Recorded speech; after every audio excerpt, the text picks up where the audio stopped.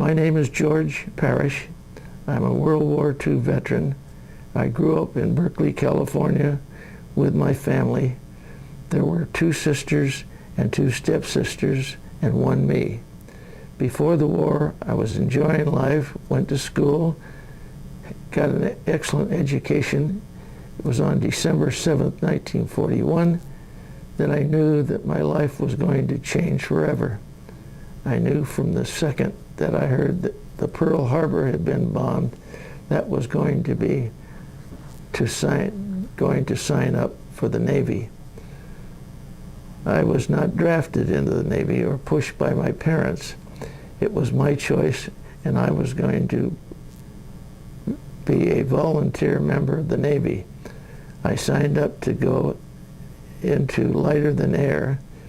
I was then stationed in Colorado to learn how to fly, starting out with single-engine airplane and the rest of the pilots.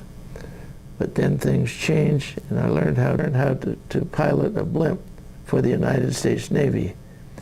I then traveled to the Caribbean to help my country win this war.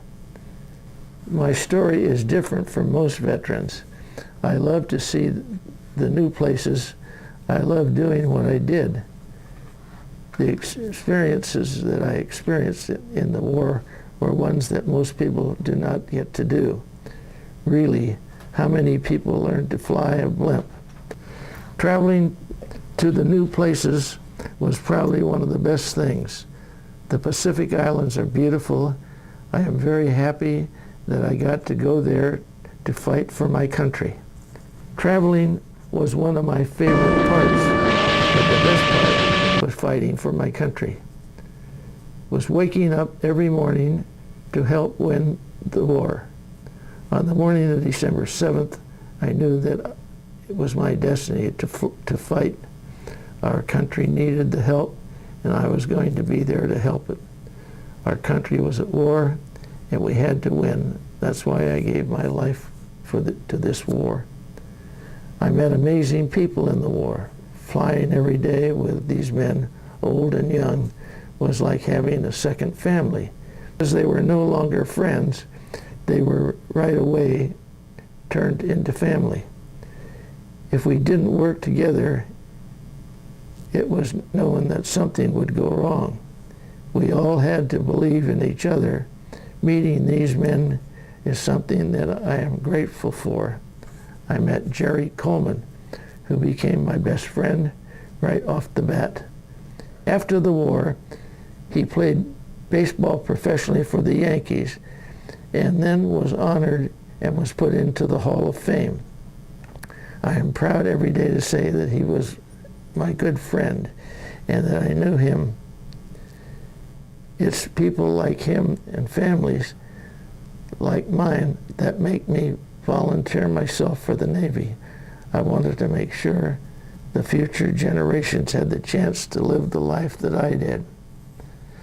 I did not want to look at the war as a negative thing, because although these men were losing their lives and things did not always look good for the United States, I had every faith in our country. They were the bad times, but there were so many good meetings, lifelong friends, and changing the world. Every day was painful. I had a new wife and a new baby boy waiting for me to return home. It was hard being away from them every day. I missed them so terribly, but I had to keep reminding myself that what I was doing for them. I safely returned to my home where my life was no longer the same. I had seen the bad. Fighting for my country was something that I will never look back on and regret. I am glad that I signed up, and I'm glad that I did what I did. I came home, worked in the insurance business, and to this day I still do. I reside in Gilroy, California, and I am glad I got to tell my story It may be different from the rest, but it's a change. You must remember this. A kiss is still a kiss. A sigh is just a sigh. The fundamental things apply as time goes by. And when two lovers woo, they still say I love you. On that you can rely.